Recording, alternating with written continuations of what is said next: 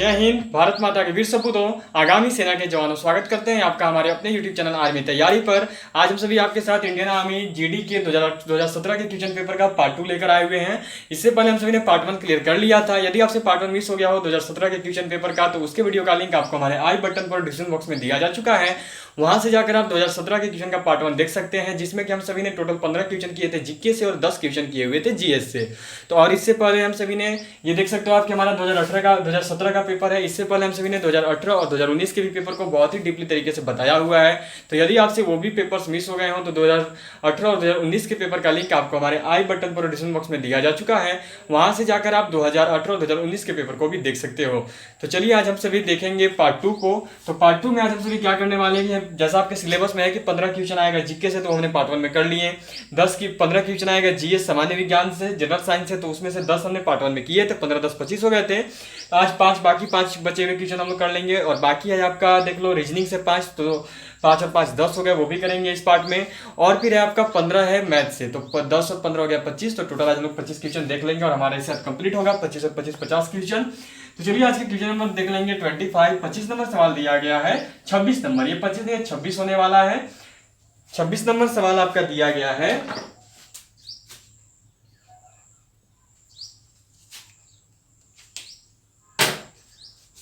तो चलिए अब हम 26 नंबर क्वेश्चन देख लेते हैं। 26 नंबर सवाल दिया गया है कि अपचयन अभिक्रिया में क्या होता है। बताना है कि अपचयन अभिक्रिया में क्या होता है। ए ऑक्सीजन की वृद्धि, बी नाइट्रोजन की वृद्धि, सी हाइड्रोजन की वृद्धि या फिर डी इनमें से कोई नहीं।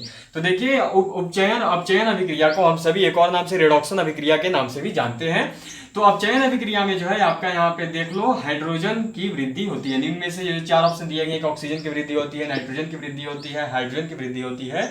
तो इन 4 में से ये जो है हमारा सही है हाइड्रोजन की वृद्धि। अपचयन अभिक्रिया में हाइड्रोजन की वृद्धि होती है। ऑप्शन हमारा सही है सी। चलिए तो अब हम सभी क्वेश्चन नंबर 27 नंबर सवाल देख लेंगे। 27 नंबर सवाल दिया गया है कि निम्न में से कौन गलत सुमेलित है। हमें बताना है कि निम्न में से किसका कॉम्बिनेशन गलत है, किसे गलत तरीके से सुमेलित किया गया है। Option A vitamin C scurvy, तो देखिए विटामिन सी स्कर्वी नामक रोग होता है। बी विटामिन के की कमी से रक्तस्राव नहीं रुकता है, रक्त बहना बंद नहीं होता है, थक्का नहीं जम पाता है।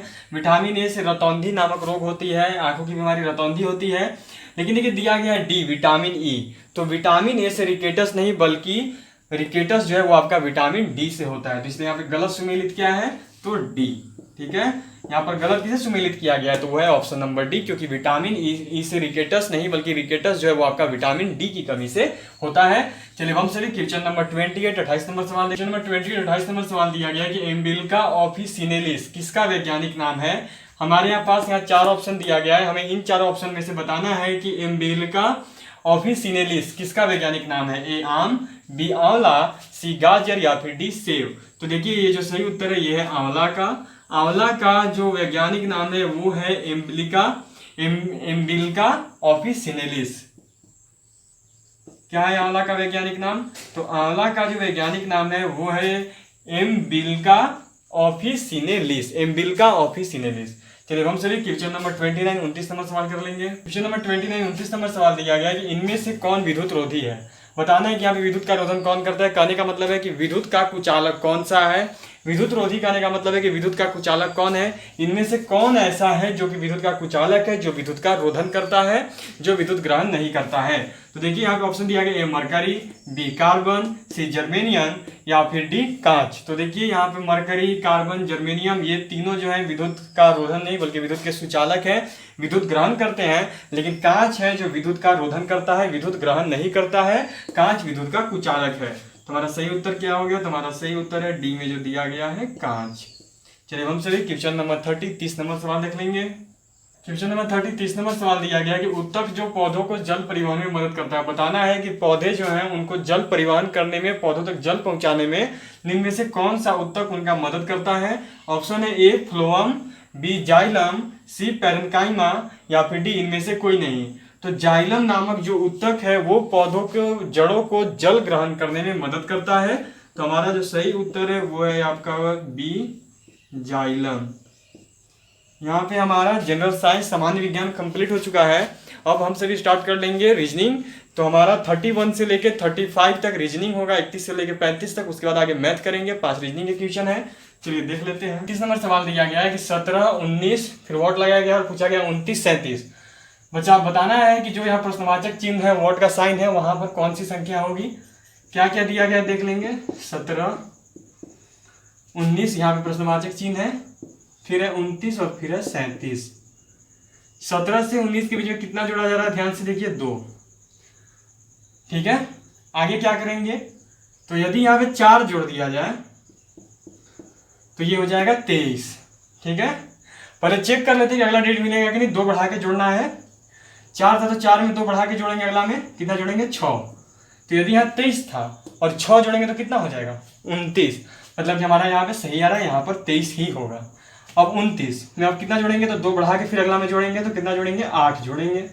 तो 29 और 8 कितना हो गया 37। तो मिल गया हमें, देख लीजिए 17 में 2 जोड़े तो 19 हो गया। फिर 19 में अगला 2 बढ़ा के 4 जोड़ेंगे तो 23 तो हो रहा है। तो अगला चेक करेंगे कि ये सही है, इसको चेक करने के लिए अगले में वैसे ही 2 बढ़ा के जोड़ेंगे। तो यदि यहाँ 4 बढ़ा के जो, यदि यहाँ पर 2 बढ़ाने पर 4 हुआ था तो अगले में भी 2 बढ़ाकर जोड़ेंगे। तो 2 बढ़ाएंगे 4 में तो कितना हो जाएगा, तो 6 हो जाएगा। 6 जोड़ेंगे तो आ रहा है हमारा 29। 23 में 6 जोड़ेगा तो 29 आएगा। इसका मतलब हमारे यहाँ पे डिजिट कौन सी होगी 23। सही ऑप्शन है सी में दिया गया है 23। चलिए हम सभी क्वेश्चन नंबर 32 32 नंबर सवाल कर लेंगे। 32 नंबर सवाल दिया गया है BEHDGJ और फिर यहाँ पे वॉट क्वेश्चन लगाया गया। बताना है कि यहाँ पे कौन सी की संख्या होगी, यहाँ पे क्या होगा इन चारों में से। तो देखिए जो दिया गया पहले उसको आराम से लिखेंगे। दिया गया है BEH और फिर अगला दिया गया देख लो DGJ। अब हमें यहाँ अगला बताना है। तो B, इसका पहला डिजिट है B और इसका पहला डिजिट है D। देखिएगा तो एक कम छूटा हुआ है, C इनके बीच में छूटा हुआ है। तो उसी तरह D का अगला होता है E छोड़ के अगला क्या हो जाएगा, तो DEF। E छोड़ के लिखेंगे, क्यों लिखेंगे समझ में आ गया होगा, क्योंकि यहाँ पे देखिए इसका पहला B था और इसका पहला D है। तो B के बीच में क्या छूटा C छोड़ के अगला डिजिट D लिख दिया। तो इस तरह D के बाद होता है E, तो हम E छोड़ के अगला डिजिट लिख देंगे F हो गया। अब है E, ठीक है, तो E और यहाँ पे है G। तो देखोगे कि E के बाद आता है F और तब आता है G। तो F को छोड़ा गया है, एक अंक छोड़ के फिर अगला डिजिट G लिखा गया है। अब G में भी ऐसे ही करेंगे, G के बाद आता है H और H के बाद आता है I। तो H को छोड़ेंगे और फिर अगला डिजिट उसका I लिख लेंगे। फिर है देखिए H और यहाँ पे है J। तो H के बाद आता है I और फिर होता है J। तो मतलब I छोड़ा जा रहा है और अगला डिजिट लिख रहा है। तो इसलिए J के बाद होता है K। तो K हम J के बाद क्या होता है K, तो K छोड़ देंगे और J K होता है फिर L। तो K का अगला डिजिट L लिख देंगे। तो हमारा सही उत्तर है देखिए FIL। क्या हो गया, तुम्हारा सही उत्तर हो गया FIL और ये दिया गया देख लो B नंबर में। चलिए हम सभी क्वेश्चन नंबर 33 33 नंबर सवाल कर लेंगे। क्वेश्चन नंबर 33 33 नंबर सवाल दिया गया है कि कैलेंडर को CLANAEDR लिखा जाता है, तो CIRCULR सर्कुलर को क्या लिखेंगे। बताना है यदि कैलेंडर को ये लिखा जा रहा है तो सर्कुलर को क्या लिखेंगे। 4 ऑप्शन दिए गए हैं। तो चलिए पहले जो कैलेंडर को लिखा जा रहा है उसे लिख लेंगे CALANDER। कैलेंडर इसको क्या लिख रहा है, तो इसको लिख रहा है CLANAEDR, ये लिख रहा है। अब सर्कुलर के बारे में पूछा तो सर्कुलर लिख लेंगे CIRCULAR, इसके बारे में बताना है। अब देखिए क्या है, ये C था पहला, तो इसका भी पहला C को ही रखा है, तो इसका भी पहला C है, तो हम भी इसका पहला C ही रखेंगे। अब है देखो सेकेंड डिजिट है इसका A, सेकेंड डिजिट था A लेकिन अब सेकेंड पे है A और थर्ड बन गया है A। कहने का मतलब है कि जो थर्ड पोजीशन पे था वो आ गया सेकेंड पे और जो सेकेंड पे था वो चला गया थर्ड पे। तो थर्ड वाले को ला लेंगे सेकेंड पे, ठीक है, और सेकेंड वाले को ले जाएंगे थर्ड पे। हो गया। अब अगला देखेंगे, फिर है A लेकिन आ गया है A और A चला गया है N के जगह पे, ठीक है, N आ गया है A के स्थान पे, A चला गया N के स्थान पे।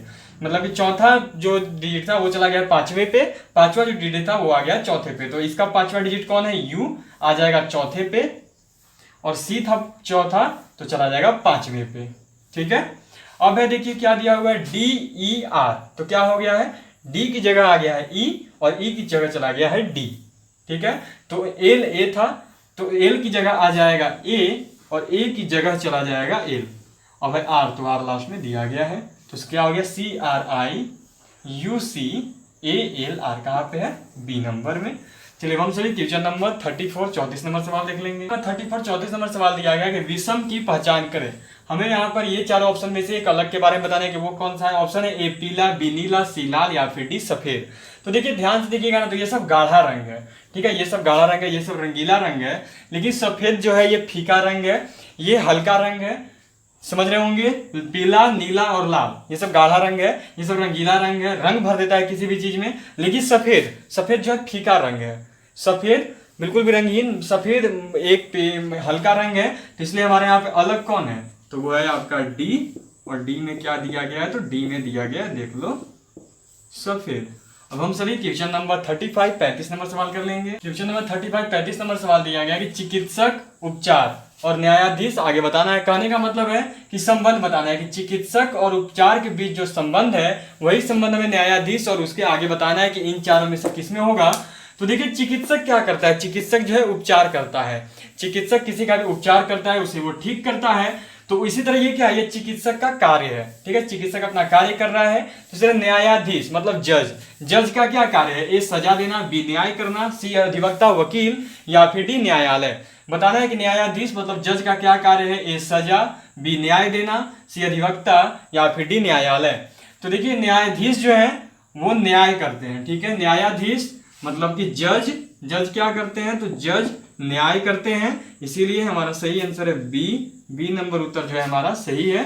इसी के साथ हमारा रीजनिंग भी कंप्लीट हो गया, तर्क शक्ति परीक्षण भी कंप्लीट हो चुका है। 35 नंबर सवाल हमने कर लिए। अब आगे जो है 36 नंबर से हमारा मैथ स्टार्ट होगा और 36 से लेकर 50 तक हम सभी मैथ के क्वेश्चन करेंगे। तो चलिए देख लिया जाए। क्वेश्चन नंबर 36 36 नंबर सवाल दिया गया कि 2550 का 50% कितना होगा। ऑप्शन दिए गए हैं 4, आगे सोल्यूशन करके बता देंगे कि कितना होगा। चलिए देख लिया जाए। दिया गया 2550, ठीक है, ये 5 है, याद रखिएगा। 2550 का मतलब गुना और 50% हटाएंगे तो नीचे क्या हो जाएगा, 100 हो जाएगा। एक जीरो से एक जीरो कटेगा और फिर एक जीरो से एक जीरो कट जाएगा। क्या होगा, तो हो गया देख लो आपका 255 और गुना में है 5। तो 255 गुना 5 जब करेंगे तो 5 इधर करके दिखा देता हूँ रफली वर्क में। 255 गुना 5, 5 पचे 25 का 5 हासिल 2, 5 पचे 25 और 2 27 हासिल 2, 5 दूनी 10 और 2 हो गया 12। कितना आ रहा है, तो आपका आ रहा है 1275। यही हो गया हमारा आंसर और ये दिया गया है सी नंबर में। चलिए हम सभी क्वेश्चन नंबर 37 37 नंबर सवाल देख लेंगे। क्वेश्चन नंबर 37 37 नंबर सवाल दिया गया कि बेलन के वक्र पृष्ठ का क्षेत्रफल बराबर क्या होता है। हमें बताना है कि बेलन के वक्र पृष्ठ का क्षेत्रफल क्या होता है। ए 2πr/h, बी πr², सी 2πr या फिर डी πr। तो देखिए यहाँ पर जो हमारा आंसर है ना वो मैं आपको बताने वाला नहीं हूँ, ठीक है, ये मैं आपको वर्क दे रहा हूँ। आप मुझे कमेंट करके इसका आंसर बताइए कि कितना होगा। आपको मुझे कमेंट बॉक्स में जाकर क्वेश्चन नंबर लिखना है पहले, और क्वेश्चन नंबर लिखकर मुझे बेलन के वक्र पृष्ठ का क्षेत्रफल आपको कमेंट करके बताना है कि इन चारों में से कौन सा ऑप्शन सही है। तो चलिए अब हम सभी क्वेश्चन नंबर 38 38 नंबर सवाल कर लेंगे। क्वेश्चन नंबर 38 38 नंबर सवाल दिया गया है कि 4000 रुपए पर 5% की वार्षिक ब्याज दर से 4 वर्ष बाद का देय राशि क्या होगा। ठीक है, बताना है कि कोई आदमी जो है वो 4000 रुपए लिया था, लोन लिया था, कर्ज लिया था, जो भी आप बोलो, तो लोन या कर्ज लिया था 4000 रुपए और उस पर उसको 5% वार्षिक ब्याज दर पड़ रहा था। ठीक है, 5% की वार्षिक ब्याज दर उसे 4000 रुपए पर देना पड़ रहा था, ब्याज दे रहा था वो 5% की। तो अब बताना है कि यदि एक वर्ष में वो 5% दे रहा है तो 4 वर्ष बाद टोटल कितना जो है वो 4000 में एक्स्ट्रा पैसा जोड़कर वो टोटल कितना जो है पेड करेगा, कितना राशि देगा। दिया गया 4000 रुपए पर 5% की वार्षिक ब्याज दर से 4 वर्ष बाद का देय राशि क्या होगा। तो देखिए 4000 ये जो है आपके साधारण ब्याज है। ठीक है, साधारण ब्याज कैसे, ये भी मैं आपको बता देता हूं कि यदि यहाँ पे माह या कोई देता कि 1 वर्ष 6 माह 18 माह 16 माह, यदि महीने के फॉर्म में आपसे सवाल किया जाता तो आप सीधा चक्रवृद्धि ब्याज की ओर बढ़ जाओगे। लेकिन ये देखो ये वर्ष के रूप में पूछा गया तो एक साधारण ब्याज हो गया। तो साधारण ब्याज में सबसे पहले जितना रुपया कोई कर्ज लेता है उसको हम सब मूलधन बोलते हैं। तो चलिए मूलधन, तो मूलधन क्या हो गया, उसने कर्ज कितना लिया था, तो मूलधन को देखिए पी से सूचित करते हैं, तो पी लिख लेंगे। और उसने कर्ज कितना लिया था, तो कर्ज लिया है उसने 4000। अब दिया गया देख लो आपका ब्याज दर। ठीक है, ब्याज दर को रेट बोलते हैं। ठीक है, दर इसको आर से सूचित किया जाता है, रेट। और कितना है रेट, तो रेट है देख लो आपका 5%। और फिर है समय। ठीक है, समय कितना वर्ष का हमें बोल रहा है, तो समय को सूचित करते हैं टी से और बोल रहे हैं देख लो 4। तो टी बराबर हो गया कितना, तो टी बराबर हो गया आपका 4। तो देखिए हमें निकालना है क्या, तो पहले हम सब ब्याज निकाल लेंगे। ठीक है, पहले ब्याज निकालेंगे, हमें मिश्रधन पता करना है। देय राशि को मिश्रधन बोला जाता है। जितना कोई कर्ज लेता है उसको मूलधन बोलते हैं और जितना देता है उसको मिश्रधन बोलते हैं। ठीक है, तो मिश्रधन बराबर एक फॉर्मूला होता है, वो जान लो आप सब। मिश्रधन निकालना है ना हमें, तो मिश्रधन बराबर एक फॉर्मूला होता है और वो होता है आपका मूलधन प्लस में होता है ब्याज। क्या होता है? मूलधन प्लस ब्याज होता है। तो मानिए मूलधन तो अभी हमें पता है कि उसने कर्ज लिया था 4,000 का, तो मूलधन हमें मालूम है कि 4,000, लेकिन ब्याज मालूम है नहीं। तो पहले हम ब्याज निकालेंगे। तो कौन सा ब्याज निकालेंगे? तो अभी बताया कि साधारण ब्याज निकालेंगे, क्योंकि वर्ष के फॉर्म में दिया गया है, वर्ष का रूप लिया हुआ है। तो साधारण ब्याज बराबर देखिए फॉर्मूला होता है P गुना R गुना T बटा 100। ये हो गया साधारण ब्याज का फॉर्मूला। तो P कितना है? P देखिए ध्यान से, P कितना है, मूलधन कितना है? तो मूलधन है आपका 4,000 गुना R दर कितना है? तो दर है 5 और T है समय कितना है? तो समय है 4 और बट्टा में क्या है? 100। तो 100 लिख लेंगे, 2 जीरो से 2 जीरो कट जाएगा। तो क्या हो रहा है देखेंगे, तो आपका देखो बचा 40 गुना 5 गुना 4, तो कितना होगा? तो 40 पच्चे हो गया 200 और 200 चौका हो गया 800। टोटल उसका ब्याज कितना उसको भरना पड़ रहा है? 4,000 रुपए पर 5 वर्ष बाद, तो 800 रुपए। अब निकाल लेंगे मूलधन की पूरा मिलाकर उसे कितना रुपए देने पड़ेगा जब उसने 4,000 रुपए कर्ज लिया था, लोन लिया था। तो मूलधन कितना है, कितना उसने कर्ज लिया था? तो लिया था 4,000 रुपए। मिश्रधन बराबर क्या होता है फॉर्मूला? मिश्रधन बराबर होता है मूलधन प्लस ब्याज। तो पहले मिश्रधन नहीं निकालना है हमें, मिश्रधन बताना है कितना होगा। तो मिश्रधन बराबर होता है मूलधन है 4,000 और अब ब्याज कितना पड़ रहा है उसको? 4,000 रुपया का 5% की दर से 4 वर्ष बाद, तो पड़ रहा है 800 रुपया ब्याज टोटल मिला के। तो 4,000 उसने लिया था और अब 800 उसको ब्याज देना पड़ेगा 4 वर्ष बाद। तो टोटल कितना हो गया? तो 4,000 और 800 कितना हो गया? तो आपका हो जाएगा 4,800। मतलब इसे टोटल 4,800 रुपए जो है पूरे चुकाने पड़ेंगे 4 वर्ष के बाद। यदि उसने 4,000 रुपए लिए 5% की वार्षिक दर से, तो उसको 4 वर्ष बाद टोटल 4,800 रुपए चुकाने होंगे और वो दिया गया बी नंबर ऑप्शन में। चलिए हम सभी क्वेश्चन नंबर 40 40 नंबर सवाल देख लेंगे, 39 39 नंबर देख लेंगे। नंबर 39 39 नंबर सवाल दिया गया है कि 100 प्लस 100 का 50% दिया गया है कि 100 जोड़ 100 का 50% कितना होगा। तो चलिए 100 दिया गया 100, 100 लिख लेंगे, फिर प्लस जोड़ का चिन्ह दे देंगे। अब है 100, तो देखिए मैथ में का मतलब होता है गुना, तो गुना का चिन्ह दे देंगे। अब है 50%, तो 50 हो गया, प्रतिशत हटाएंगे तो नीचे 100 से भाग देना पड़ता है, तो 50/100 हो गया। ये 2 जीरो से ये 2 जीरो जो है आपका कट जाएगा। तो कितना बचा? तो 100 इधर बचा है और यहाँ पर 50 गुना 1 तो मतलब हो गया 50। तो अब क्या हो गया? तो 100 और 50 आपका हो जाता है 150। तो आंसर क्या आ गया? 150 कहाँ पे? बी नंबर ऑप्शन में। चलिए हम सभी क्वेश्चन नंबर 40 40 नंबर सवाल देख लेंगे। 40 40 नंबर सवाल दिया गया है 11,990 माइनस 7,823 माइनस 456 बराबर कितना होगा, हमें ये बताना है। तो चलिए निकाल लेंगे। पहले जो दिया गया है उसको आराम से लिख लेंगे, ठीक है। 11,990, फिर दिया गया है देख लो आपका 7,823, ठीक है। तो इतना को हम क्या करेंगे ना कि पहले घटा लेंगे, ठीक है। इतना को हम पहले घटाकर देखेंगे कि कितना आता है। तो इतना को जब हम घटाएंगे तो क्या होगा, देखिए ध्यान से देखेंगे कि इतना को घटाने पर हमारा क्या होगा। तो पहले क्या करेंगे कि हम लोग इसमें से इसको घटा लेंगे और घटाने के बाद जितना बचेगा उतना में से इसको घटा देंगे, समझ गए। पहले इतना से इतना को घटाएंगे, अब घटाने के बाद जितना यहाँ पर बचेगा उतना में से इतना को घटा देंगे। तो चलिए देख लेते हैं, घटाना है, इतना में से इतना को घटाते हैं। तो जब घटाइएगा तो ये हो गया देख लो आपका यहाँ पे एक हाथ से लीजिएगा तो गया 10, 10 में से 3 गया तो बचेगा 7, अब बचा यहाँ पे 8, 8 में से 2 गया तो बचा 6, यहाँ पे 9, 9 में से 8 गया तो बचा 1 और 11 में से 7 चला जाएगा तो कितना बचेगा, तो बचेगा 4। अब क्या करना है, 456 घटाना है, तो माइनस में दे देंगे 456 घटाएंगे तो 7 में से 6 गया तो बचेगा 1, 5, 6 में से 5 गया तो बचेगा 1। अब यहाँ से खास लेंगे 11, 11 में से 4 गया तो बचेगा 7 और यह है 3, तो 3 का 3 हो गया। कितना आ रहा है, तो आपका देखो आ रहा है टोटल आपका आ रहा है 3711। कितना आ रहा है, 3711। तो ये देखो ये आपका जो सी नंबर ऑप्शन है वो सही है। चलिए हम सभी क्वेश्चन नंबर 41 41 नंबर सवाल कर लेंगे। क्वेश्चन नंबर 41 41 नंबर सवाल दिया गया cos 60 डिग्री बराबर कितना होता है। पूछा गया cos 60 डिग्री इक्वल टू कितना होता है। तो यदि आपको क्लास 10th का कुछ याद आ रहा होगा, कुछ दिमाग में यदि आपका आ रहा हो तो आपको मालूम होगा कि cos 60 डिग्री बराबर होता है 1/2। ये फॉर्मूला है, cos 60 डिग्री इक्वल टू होता है कितना, तो इक्वल टू होता है 1/2। चलिए हम सभी क्वेश्चन नंबर 42 42 नंबर सवाल कर लेंगे। क्वेश्चन नंबर 42 42 नंबर सवाल दिया गया अंडर रूट 144 प्लस में अंडर रूट 169 बराबर कितना होगा। तो देखिए अंडर रूट 144 जो है ना वो 12 का स्क्वायर होता है, ठीक है। तो 12 का स्क्वायर हो गया, 12 का वर्ग 144 होता है, तो लिख देंगे। फिर है अंडर रूट 169, तो 169 जो है वो आपका 13 का स्क्वायर होता है, 13 का वर्ग होता है, तो लिख देंगे। चलिए अब क्या है, अंडर रूट 12 का स्क्वायर मतलब क्या हो गया 12 दो ठो, तो 2 ठो 12 जो है हम लोग लिख लेंगे। फिर है अंडर रूट 13, तो 13 का मतलब 13 का स्क्वायर मतलब क्या हो गया 13 2 ठो। चलिए अब इसके आगे बढ़ेंगे। तो रूट में से जब 2 12 है, अपने वर्ग बनाया है, 2 के बराबर एक रूट टूटता है तो बाहर आता है, तो 2 के बराबर एक बाहर आएगा तो हो गया 12, प्लस में 2 के बराबर एक बाहर आएगा तो हो गया 13। कितना हो गया, तो 12 और 13 होता है टोटल 25। कहाँ पे है, तो ये आपका डी नंबर ऑप्शन में दिया गया है। चलिए हम सभी क्वेश्चन नंबर 43 43 नंबर सवाल देख लेंगे। 43 43 नंबर सवाल दिया गया है एक कंपनी में 724 कर्मचारी हैं, ठीक है। एक कंपनी में 724 कर्मचारी हैं, 25% कर्मचारी नौकरी छोड़ देते हैं, तो शेष कर्मचारी कितने हैं। तो हम क्या करेंगे कि देख लेंगे शेष कर्मचारी, ठीक है। क्या हुआ कि 724, ठीक है ना, यही हो रहा है ना 724, ठीक है।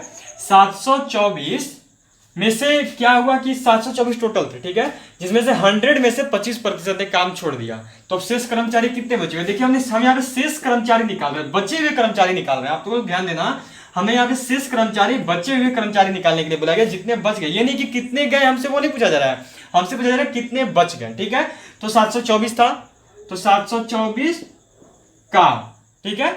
अब क्या है कि 25% कर्मचारी जो हैं, जो टोटल 25% कर्मचारी हैं वो आपके चले गए, तो टोटल 724 से 25% चले गए, तो अब बचे हुए कितने हैं, तो बचे हुए 75%, ठीक है। टोटल 100% थे, 100 में से 25% चले गए, तो कितने बचे 75%। तो यदि हम 724 का 75% निकाल लेंगे तो हमें पता चल जाएगा कि टोटल कर्मचारियों की संख्या कितनी है। तो चलिए क्या होगा, 724 का मतलब हो गया गुना, और अब हो गया 75 बटा में हो गया 100, ठीक है।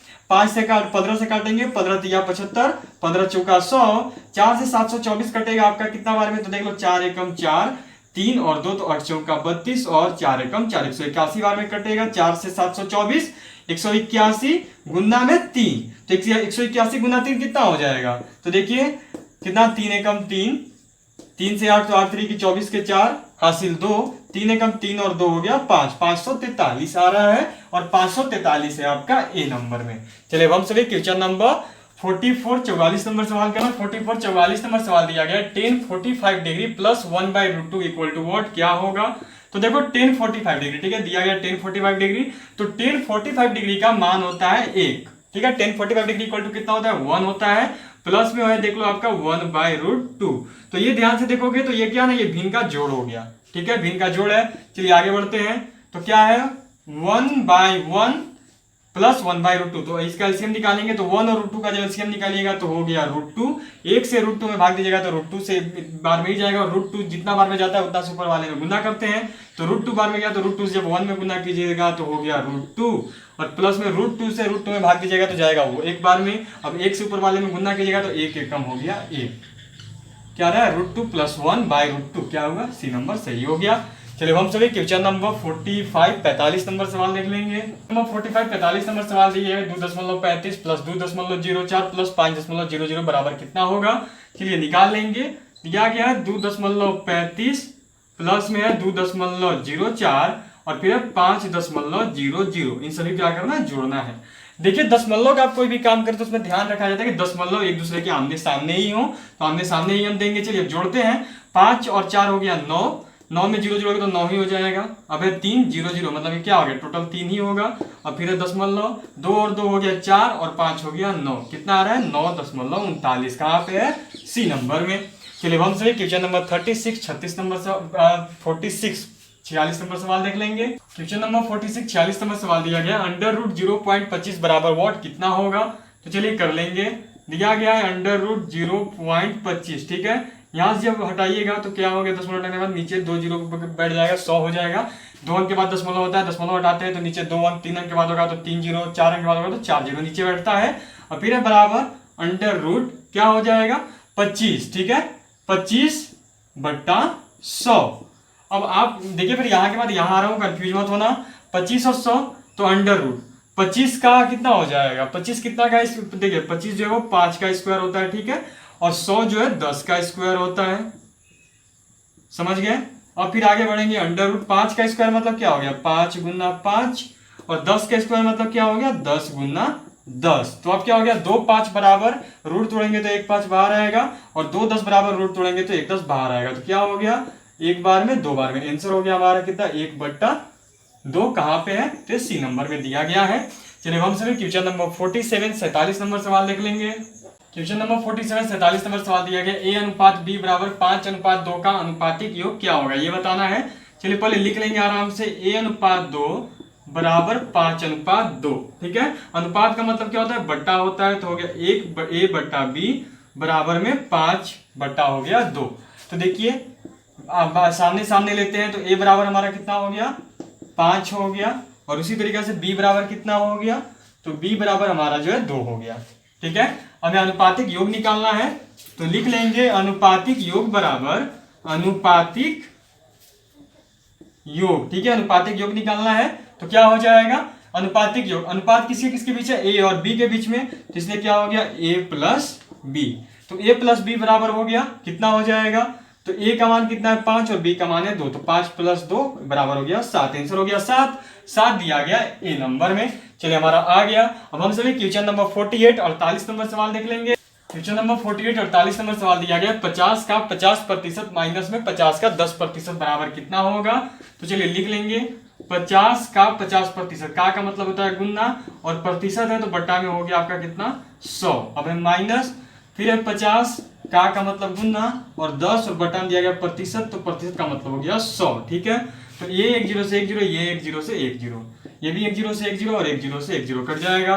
तो कितना बच रहा है, तो 5 5 हो गया 25, और माइनस में हो गया 5 एकम 5, तो कितना हो गया, तो आंसर हो गया 25 में से 5 गया तो हो गया 20। कहाँ पे है, तो सी नंबर में। चलिए हम सभी क्वेश्चन नंबर 49 49 नंबर सवाल देख लेंगे। क्वेश्चन नंबर 49 49 नंबर सवाल दिया गया a² - b² = a + b dot dot dot. बताना है कि यहाँ पर a + b के बाद यहाँ पर क्या होगा।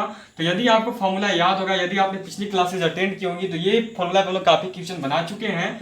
फॉर्मूला क्या होता है, तो फॉर्मूला होता है a² - b²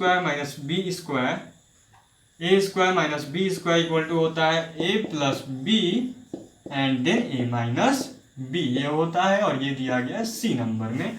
चलिए अब हम सभी क्वेश्चन नंबर 50, और ये हमारा आज का लास्ट क्वेश्चन है इंडियन आर्मी जीडी के 2017 के क्वेश्चन पेपर का। अब इसके बाद 2016 का हम लोग क्वेश्चन देखेंगे। तो चलिए आज देख लेते हैं आखिरी क्वेश्चन इसका। 50 नंबर सवाल दिया गया 50 + 5 × 2 - 10 कितना होगा। चलिए देख लेते हैं 50 + 5 × 2 - 10, चलिए कितना होगा, तो 50। अब देखिए बोर्ड मास से पहले गुना का काम करते हैं, तो गुना का काम कर लेंगे, तो यह 5 × 2 हो गया 10 और -10, ठीक है। अब क्या होता है गुना के बाद आपका जोड़ होता है, तो जोड़ कर लेंगे, तो 50 और 10 कितना हो गया 60 हो गया, और माइनस में है 10, तो इक्वल टू टोटल 60 में से 10 गया तो कितना बचेगा, तो आपका बच जाएगा 50। क्या हो गया हमारा, तो हमारा राइट आंसर है ए। इसी के साथ हमारा आज का इंडियन आर्मी जीडी का 2017 का क्वेश्चन पेपर आज हमने कंप्लीट कर लिया है पार्ट 2 में। अब नेक्स्ट जब हमारी आपसे मुलाकात होगी तो हम सिर्फ जीडी का 2016 का क्वेश्चन पेपर लेकर आए हुए होंगे। अभी के लिए इतना ही। आगे भी हमारे चैनल के साथ जुड़े रहें और अपने अपने ट्रेड्स की क्लासेज अटेंड करते रहें। तब तक के लिए जय हिंद, जय भारत।